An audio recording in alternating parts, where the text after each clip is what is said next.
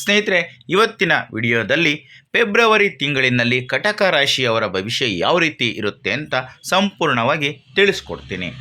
ಮೊದಲನೇದಾಗಿ ನಾವು ಈ ಫೆಬ್ರವರಿ ತಿಂಗಳಿನಲ್ಲಿ ಪ್ರಮುಖ ಗ್ರಹಗಳ ಸಂಚಾರ ಯಾವ ರೀತಿ ಇದೆ, ಅದರಿಂದ ಕಟಕ ರಾಶಿಯವರಿಗೆ ಏನು ಎಫೆಕ್ಟ್ ಆಗುತ್ತೆ ಅನ್ನೋದಕ್ಕೆ ಸಂಬಂಧಪಟ್ಟಂತೆ ನೋಡೋಣ. ಯೋಗಕಾರಕನಾದಂತಹ ಮಂಗಳ 7ನೇ ಮನೆಯಲ್ಲಿ ಉಚ್ಚ ಸ್ಥಾನದಲ್ಲಿದ್ದಾನೆ, ನಂತರ 8ನೇ ಮನೆಗೆ ಬದಲಾಗ್ತಾನೆ. ಇದು ಸಂಬಂಧಗಳಲ್ಲಿ ತೀವ್ರತೆ ಮತ್ತು ಅನಿರೀಕ್ಷಿತ ಅಡೆತಡೆಗಳು ಇದರ ಮೇಲೆ ತನ್ನ ಪ್ರಭಾವವನ್ನು ಬೀರುತ್ತೆ. ಇನ್ನು ಸೂರ್ಯ ಈಗ 7ನೇ ಮನೆಯಲ್ಲಿದ್ದಾನೆ, ನಂತರ ನಿಮ್ಮ 8ನೇ ಮನೆಗೆ ಪ್ರವೇಶವನ್ನು ಮಾಡ್ತಾನೆ, ಅಂದರೆ ಕುಂಭ ರಾಶಿಗೆ ಪ್ರವೇಶ ಮಾಡ್ತಾನೆ. ದಾಂಪತ್ಯದಲ್ಲಿ ಅಹಂಕಾರದ ಸಂಘರ್ಷ ಮತ್ತು ಆರೋಗ್ಯದ ಬಗ್ಗೆ ಎಚ್ಚರಿಕೆಯಿಂದ ಇರಬೇಕು. ಈ ಒಂದು ಕ್ಷೇತ್ರದ ಮೇಲೆ ತನ್ನ ಪ್ರಭಾವವನ್ನು ಬೀರ್ತಾನೆ. ಇನ್ನು ಬುಧ ನಿಮ್ಮ 8ನೇ ಮನೆಯಾದ ಕುಂಭರಾಶಿಯಲ್ಲಿ ಇದ್ದಾನೆ. ಇದು ಒಳನೋಟ, ಸಂಶೋಧನೆ ಮತ್ತು ತೆರಿಗೆ ವಿಷಯಗಳ ಮೇಲೆ ತನ್ನ ಪ್ರಭಾವವನ್ನು ಬೀರುತ್ತೆ. ಇನ್ನು ಗುರು ನಿಮ್ಮ 12ನೇ ಮನೆಯಾದ ಮಿಥುನ ರಾಶಿಯಲ್ಲಿ ಸಂಚಾರವನ್ನು ಮಾಡ್ತಾ ಇದ್ದಾನೆ. ಇದು ಖರ್ಚುಗಳು, ಆಧ್ಯಾತ್ಮ ಮತ್ತು ವಿದೇಶಿ ಸಂಪರ್ಕ ಈ ಒಂದು ಕ್ಷೇತ್ರಗಳ ಮೇಲೆ ಪ್ರಭಾವವನ್ನು ಬೀರುತ್ತೆ. ಇನ್ನು ರಾಹು ನಿಮ್ಮ 8ನೇ ಮನೆಯಾದ ಕುಂಭ ರಾಶಿಯಲ್ಲಿ ಸಂಚಾರ ಮಾಡ್ತಾ ಇದ್ದೇನೆ. ಇದು ಅನಿರೀಕ್ಷಿತ ಘಟನೆಗಳು ಮತ್ತು ರಹಸ್ಯ ಆತಂಕ ಈ ಒಂದು ಕ್ಷೇತ್ರಗಳ ಮೇಲೆ, ಈ ಒಂದು ವಿಚಾರಗಳ ಮೇಲೆ ತನ್ನ ಪ್ರಭಾವವನ್ನು ಬೀರುತ್ತಾರೆ. ಸ್ನೇಹಿತರೆ, ನೀವಿನ್ನೂ ನಮ್ಮ ಚಾನಲ್ಗೆ ಸಬ್ಸ್ಕ್ರೈಬ್ ಮಾಡ್ಕೊಂಡಿಲ್ಲ ಅಂದರೆ ದಯವಿಟ್ಟು ಈ ಕೂಡಲೇ ಸಬ್ಸ್ಕ್ರೈಬ್ ಮಾಡ್ಕೊಳ್ಳಿ. ಹಾಗೆ ಈ ವಿಡಿಯೋನ ಪೂರ್ತಿಯಾಗಿ ನೋಡಿ. ಈಗ ವೃತ್ತಿ ಮತ್ತು ವ್ಯವಹಾರ ಯಾವ ರೀತಿ ಇರುತ್ತೆ ಅಂತ ನೋಡೋಣ. ಫೆಬ್ರವರಿ ಮೊದಲ 3 ವಾರಗಳು ವ್ಯವಹಾರಕ್ಕೆ ತುಂಬ ಪೂರಕವಾಗಿವೆ. 7ನೇ ಮನೆಯ ಉಚ್ಚ ಮಂಗಳನು ಒಪ್ಪಂದ ಮತ್ತು ಮಾತುಕತೆಗಳಲ್ಲಿ ನಿಮಗೆ ಹೆಚ್ಚಿನ ಬಲವನ್ನು ನೀಡ್ತಾನೆ. ಪಾಲುದಾರಿಕೆ ವ್ಯವಹಾರದಲ್ಲಿ ಇರುವವರು ವೇಗವಾಗಿ ಬೆಳವಣಿಗೆಯನ್ನು ಕಾಣ್ತೀರಾ. ಆದರೆ 7ನೇ ಮನೆಯಲ್ಲಿ ಸೂರ್ಯ ಕೂಡ ಇರೋದರಿಂದ ಪಾಲುದಾರರೊಂದಿಗೆ ಅಥವಾ ಗ್ರಾಹಕರೊಂದಿಗೆ ಅಹಂಕಾರದ ಸಂಘರ್ಷಗಳು ಆಗದೆಯಂತೆ ನೋಡ್ಕೋಬೇಕು. ಗ್ರಹಗಳು 8ನೇ ಮನೆಗೆ ಸ್ಥಳಾಂತರಗೊಳ್ಳುತ್ತಿದ್ದಂತೆ ಕೆಲಸದ ವಾತಾವರಣವು ಸ್ವಲ್ಪ ಕಠಿಣವಾಗ್ಬೋದು. ಕಚೇರಿ, ರಾಜಕೀಯ ಅಥವಾ ಗುಪ್ತ ವಿರೋಧಗಳು ಎದುರಾಗ್ಬೋದು. ಅಂದುಕೊಂಡಂತಹ ಕೆಲಸಗಳು ಸಮಯಕ್ಕೆ ಸರಿಯಾಗಿ ಪೂರ್ಣಗೊಳ್ಳದೇ ಇರಬಹುದು. ಆದರೆ ಸಂಶೋಧನೆ, ವಿಮೆ, ಆಡಿಟಿಂಗು ಅಥವಾ ಜ್ಯೋತಿಷ್ಯದಂತಹ ಗುಪ್ತ ವಿದ್ಯೆಗಳ ಕ್ಷೇತ್ರದಲ್ಲಿರೋರಿಗೆ ಇದು ಅದ್ಭುತವಾದಂತಹ ಸಮಯ.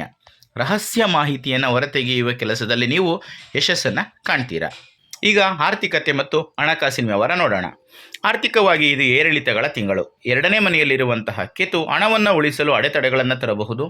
12ನೇ ಮನೆಯಲ್ಲಿರುವ ಗುರು ಆರೋಗ್ಯ, ಧಾರ್ಮಿಕ ಕಾರ್ಯ ಅಥವಾ ವಿದೇಶ ಪ್ರವಾಸಕ್ಕಾಗಿ ಹೆಚ್ಚಿನ ಖರ್ಚನ್ನು ಮಾಡೋ ರೀತಿ ಮಾಡ್ತಾನೆ. ಹಣ ನಿಮ್ಮ ಕೈಯಿಂದ ಜಾರುತ್ತಿದೆ ಅಂತ ನಿಮಗೆ ಅನ್ನಿಸ್ಬೋದು. ಆದರೆ 8ನೇ ಮನೆಯ ಗ್ರಹಗತಿಗಳು ಅನಿರೀಕ್ಷಿತ ಧನಲಾಭವನ್ನು ಕೂಡ ತರಬಲ್ಲವು. ವಿಮೆಯ ಹಣ, ಪಿತ್ರಾರ್ಜಿತ ಆಸ್ತಿ ಅಥವಾ ಹಳೆಯ ಪಾಲಿಸಿಗಳ ಮುಕ್ತಾಯದ ಮೂಲಕ ಹಣ ಬರುವ ಸಾಧ್ಯತೆಗಳಿದ್ದಾವೆ. ಶೇರ್ ಮಾರುಕಟ್ಟೆಯಲ್ಲಿ ಹೂಡಿಕೆ ಮಾಡುವಾಗ ಸ್ವಲ್ಪ ಎಚ್ಚರಿಕೆ ಇರಬೇಕು. ವಿಶೇಷವಾಗಿ ಮಂಗಳ ಮತ್ತು ರಾಹು ಸೇರಿದಾಗ ದುಡುಕಿನಿಂದ ಹಣವನ್ನು ಕಳೆದುಕೊಳ್ಳುವ ಸಾಧ್ಯತೆಗಳು ಹೆಚ್ಚಾಗಿರ್ತವೆ. ಇನ್ನು ಆರೋಗ್ಯ ಮತ್ತು ಕ್ಷೇಮ. ಈ ತಿಂಗಳು ನೀವು ಆರೋಗ್ಯದ ಬಗ್ಗೆ ಅತ್ಯಂತ ಜಾಗರೂಕತೆಯಿಂದ ಇರಬೇಕು, ಹೆಚ್ಚಿನ ಕಾಳಜಿಯನ್ನು ವಹಿಸಬೇಕು. 8ನೇ ಮನೆಯು ದೀರ್ಘಕಾಲದ ಕಾಯಿಲೆಗಳ ಸ್ಥಾನ. ಇಲ್ಲಿ ಅನೇಕ ಗ್ರಹಗಳು ಸೇರುವುದರಿಂದ ಸೋಂಕು, ಜ್ವರ ಅಥವಾ ಸಂತಾನೋತ್ಪತ್ತಿ ವ್ಯವಸ್ಥೆಗೆ ಸಂಬಂಧಿಸಿದ ಸಮಸ್ಯೆಗಳು ಎದುರಾಗಬಹುದು. ಫೆಬ್ರವರಿ 23ರಂದು ಮಂಗಳನು 8ನೇ ಮನೆಯನ್ನು ಪ್ರವೇಶಿಸುವುದರಿಂದ ಅಂಗಾರಕ ಯೋಗ ಉಂಟಾಗುತ್ತದೆ. ಇದು ಅಪಘಾತ, ಸುಟ್ಟ ಗಾಯ ಅಥವಾ ಶಸ್ತ್ರಚಿಕಿತ್ಸೆಯಂತಹ ಅಪಾಯವನ್ನು ಹೆಚ್ಚಾಗುವಂತೆ ಮಾಡುತ್ತೆ. ವಾಹನ ಚಾಲನೆ ಮಾಡುವಾಗ ಮತ್ತು ಚೂಪಾದ ವಸ್ತುಗಳನ್ನು ಬಳಸುವಾಗ ತುಂಬ ಎಚ್ಚರಿಕೆ ಅಗತ್ಯ. ಯಾವುದೇ ಸಣ್ಣ ಆರೋಗ್ಯ ಸಮಸ್ಯೆಯನ್ನು ಕೂಡ ನೀವು ನಿರ್ಲಕ್ಷಿಸಬೇಡಿ. ಸಕಾಲಿಕ ಚಿಕಿತ್ಸೆಯಿಂದ ದೊಡ್ಡ ಅಪಾಯವನ್ನು ತಪ್ಪಿಸ್ಬೋದು. ಇನ್ನು ಕುಟುಂಬ ಮತ್ತು ಸಂಬಂಧಗಳಲ್ಲಿ ತೀವ್ರತೆ ಇರುತ್ತೆ. ಫೆಬ್ರವರಿ ಮಧ್ಯದವರೆಗೆ 7ನೇ ಮನೆಯಲ್ಲಿರುವಂತಹ ಉಚ್ಚ ಮಂಗಳ ಮತ್ತು ಸೂರ್ಯ ದಾಂಪತ್ಯದಲ್ಲಿ ಅತಿಯಾದ ಉದ್ವೇಗವನ್ನು ತರಬಹುದು. ಸಂಗಾತಿಯ ವರ್ತನೆ ಆಕ್ರಮಣಕಾರಿಯಾಗಬಹುದು. ಸಾಮರಸ್ಯವನ್ನು ಕಾಪಾಡಲು ನಿಮ್ಮ ಅಹಂಕಾರವನ್ನು ಬದಿಗಿಡುವುದು ತುಂಬ ಅನಿವಾರ್ಯ. ಗ್ರಹಗಳು 8ನೇ ಮನೆಗೆ ಸೇರಿದಂತೆ ಅತ್ತೆ ಮಾವನ ಮನೆಯವರೊಂದಿಗೆ ಸಣ್ಣ ಪುಟ್ಟ ವಿವಾದಗಳು ಅಥವಾ ಜಂಟಿ ಆಸ್ತಿಯ ಬಗ್ಗೆ ಚರ್ಚೆಗಳು ನಡೆಯಬಹುದು. ಈ ಕಠಿಣ ಸಮಯದಲ್ಲಿ ನೀವು ಸಂಗಾತಿಗೆ ಬೆಂಬಲವಾಗಿ ನಿಂತರೆ ನಿಮ್ಮ ನಡುವಿನ ಬಂಧ ಮತ್ತಷ್ಟು ಗಟ್ಟಿಯಾಗುತ್ತೆ. 2ನೇ ಮನೆಯ ಕೇತುವಿನ ಪ್ರಭಾವದಿಂದ ಮಾತು ಕಠಿಣವಾಗದಂತೆ ನೋಡ್ಕೋಬೇಕು. ಸಿಟ್ಟಿನಲ್ಲಿ ಆಡಿದ ಮಾತುಗಳು ಸಂಬಂಧವನ್ನು ಹಾಳು ಮಾಡಬಹುದು. ಇನ್ನು ಶಿಕ್ಷಣ. ವಿದ್ಯಾರ್ಥಿಗಳಿಗೆ ಈ ತಿಂಗಳು ಆಳವಾದ ಏಕಾಗ್ರತೆಯನ್ನು ಬಯಸುತ್ತೆ. ಸಾಮಾನ್ಯ ವಿದ್ಯಾರ್ಥಿಗಳಿಗೆ 8ನೇ ಮನೆಯ ಗೊಂದಲದಿಂದಾಗಿ ಓದಿನಲ್ಲಿ ಆಸಕ್ತಿ ಕಡಿಮೆಯಾಗಬಹುದು ಮತ್ತು ಪರೀಕ್ಷೆಯ ಬಗ್ಗೆ ಆತಂಕ ಕಾಡಬಹುದು. ಆದರೆ PhD ಸಂಶೋಧನೆ, ಮನೋವಿಜ್ಞಾನ ಅಥವಾ ವೈದ್ಯಕೀಯ ಕ್ಷೇತ್ರದ ವಿದ್ಯಾರ್ಥಿಗಳಿಗೆ ಇದು ತುಂಬಾ ಮಹತ್ವದ ತಿಂಗಳು. ಯಾವುದೇ ವಿಷಯದ ಆಳಕ್ಕೆ ಇಳಿದು ಕಲಿಯಲು ಇದು ಉತ್ತಮವಾದಂತಹ ಸಮಯ. ಬುಧನ ಸಂಚಾರವು ತಾಂತ್ರಿಕ ಮತ್ತು ವೈಜ್ಞಾನಿಕ ಅಧ್ಯಯನಕ್ಕೆ ಪೂರಕವಾಗಿದೆ. ಸ್ನೇಹಿತರೊಂದಿಗೆ ವಾಗ್ವಾದಕ್ಕೆ ಇಳಿಯದೆ ನಿಮ್ಮ ಗುರಿಯ ಕಡೆಗೆ ನೀವು ಗಮನವನ್ನು ಕೊಡಬೇಕಾಗುತ್ತೆ. ಸ್ನೇಹಿತರೆ, ಈಗ ಕೆಲವೊಂದಷ್ಟು ವೈದಿಕ ಪರಿಹಾರಗಳನ್ನು ತಿಳಿಸ್ಕೊಡ್ತೀನಿ. 8ನೇ ಮನೆಯ ನಕಾರಾತ್ಮಕ ಪ್ರಭಾವವನ್ನು ತಗ್ಗಿಸೋದಕ್ಕೆ, 8ನೇ ಮನೆಯಲ್ಲಿ 5 ಗ್ರಹಗಳು ಒಟ್ಟಿಗೆ ಸೇರ್ತವೆ ಈ ಫೆಬ್ರವರಿ ತಿಂಗಳಲ್ಲಿ. ಆ ಸಂದರ್ಭದಲ್ಲಿ ಕೆಲವೊಂದಷ್ಟು ನಕಾರಾತ್ಮಕ ಪ್ರಭಾವಗಳು ಉಂಟಾಗ್ಬೋದು.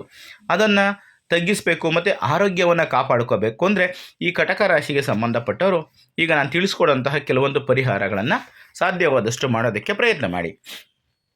ದುರ್ಗಾದೇವಿಯ ಆರಾಧನೆ. 8ನೇ ಮನೆಯ ರಾಹುವಿನ ಪ್ರಭಾವವನ್ನು ತಡೆಯಲು ದುರ್ಗಾದೇವಿಯ ಆರಾಧನೆಯನ್ನು ಮಾಡಿ. ಓಂ ದುಂ ದುರ್ಗಾಯೈ ನಮಃ ಅನ್ನುವಂತಹ ಮಂತ್ರವನ್ನು ಜಪಿಸಿ. ಓಂ ದುಂ ದುರ್ಗಾಯೈ ನಮಃ ಅಥವಾ ದುರ್ಗಾದೇವಿಗೆ ಸಂಬಂಧಪಟ್ಟಂತಹ ಯಾವುದೇ ಮಂತ್ರವನ್ನು ಬೇಕಾದರೂ ನೀವು ಜಪಿಸ್ಬೋದು. ಇನ್ನು ಮೃತ್ಯುಂಜಯ ಮಂತ್ರ. ಆರೋಗ್ಯ ರಕ್ಷಣೆಗಾಗಿ ಪ್ರತಿದಿನ 108 ಬಾರಿ ಮಹಾಮೃತ್ಯುಂಜಯ ಮಂತ್ರವನ್ನು ಜಪಿಸಿ. ಇದು ಅಕಾಲಿಕ ಸಂಕಷ್ಟಗಳಿಂದ ಕೂಡ ರಕ್ಷಿಸುತ್ತೆ. ಹಾಗೆ ಶನಿವಾರದಂದು ಕಪ್ಪು ಬಣ್ಣದ ಬಟ್ಟೆ ಅಥವಾ ಕಂಬಳಿಯನ್ನು ಅಗತ್ಯ ಇರೋರಿಗೆ ನೀವು ದಾನವಾಗಿ ಕೊಡಬೇಕಾಗುತ್ತೆ. ಇನ್ನು ವಾಹನೆಯನ್ನು ಚಾಲನೆ ಮಾಡುವಾಗ ಎಚ್ಚರಿಕೆ ಇರಬೇಕು. ಯಾಕೆಂದರೆ ಫೆಬ್ರವರಿ 23ರ ನಂತರ ವಾಹನ ಚಾಲನೆ ಮಾಡುವಾಗ ತುಂಬ ಜಾಗರೂಕತೆ ಇರಬೇಕಾಗುತ್ತೆ. ಯಾಕೆಂದರೆ ವಾಹನದಲ್ಲಿ ನೀವು ಸಣ್ಣ ಗಣೇಶನ ವಿಗ್ರಹವನ್ನು ಕೂಡ ಇಟ್ಕೊಳ್ಳೋದು ಕೂಡ ಇನ್ನೂ ತುಂಬಾ ಒಳ್ಳೆಯದು. ಸ್ನೇಹಿತರೆ, ಇದಿಷ್ಟು ಇವತ್ತಿನ ವಿಡಿಯೋದಲ್ಲಿನ ಮಾಹಿತಿ. ಈ ಒಂದು ಮಾಹಿತಿ ನಿಮಗೆ ಇಷ್ಟ ಆದರೆ ಈ ವಿಡಿಯೋಗೆ ಒಂದು ಲೈಕ್ ಕೊಡಿ. ಹಾಗೆ ಈ ವಿಡಿಯೋನ ಶೇರ್ ಮಾಡೋದನ್ನು ಯಾವುದೇ ಕಾರಣಕ್ಕೂ ಮರಿಬೇಡಿ. ಇಂಥದ್ದೇ ಮತ್ತಷ್ಟು ಮಾಹಿತಿಗಳಿಗಾಗಿ ನಮ್ಮ ಚಾನಲನ್ನು ಸಬ್ಸ್ಕ್ರೈಬ್ ಮಾಡಿಕೊಂಡು ಪ್ರತಿನಿತ್ಯ ನೋಡ್ತಾ ಇರಿ. ಮುಂದಿನ ವಿಡಿಯೋದಲ್ಲಿ ಮತ್ತೊಂದು ರಾಶಿ ಅಥವಾ ಮತ್ತೊಂದು ವಿಷಯದ ಬಗ್ಗೆ ಮಾಹಿತಿಯನ್ನು ತಿಳಿಸ್ಕೊಡ್ತೀನಿ. ಎಲ್ರಿಗೂ ಕೂಡ ಒಳ್ಳೆಯದಾಗಲಿ. ಧನ್ಯವಾದಗಳು.